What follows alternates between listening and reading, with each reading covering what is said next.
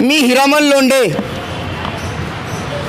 लोंढे महाराज मालेगाव काल संपूर्ण महाराष्ट्रामध्ये भारतीय प्रजासत्ताक दिनाच्या दिवशी सरकारच्या विरोधात माझ्या एसटी कर्मचारी बांधवांनी भीक मागो आंदोलन केलं आणि ते भीक मागो आंदोलन सरकारच्या नावाने माझ्या एसटी कर्मचारी बांधवांनी केलं। सरकार के नाम से भीख दे दो बाबा, सरकार के नाम से भीख दे दो बाबा।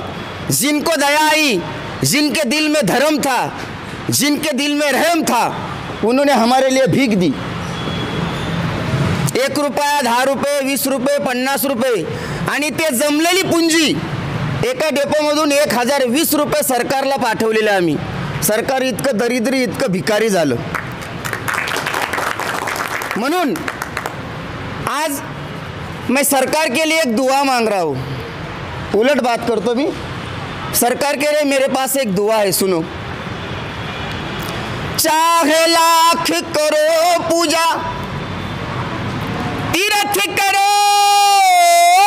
हजार, दीन दुखी को ठुकराया तो सब कुछ है बेकार।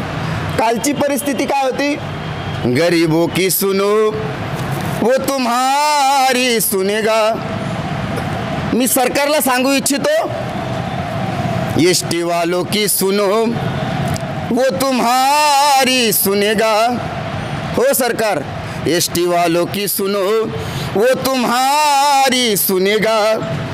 तुम विलीनीकरण दोगे वो चुनाव चुन के देगा।